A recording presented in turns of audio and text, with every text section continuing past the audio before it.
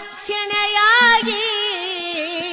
ಕಂಕಣ ಬಲ ಕೂಡಿ 20,000 ವರದಕ್ಷಿಣೆಯಾಗಿ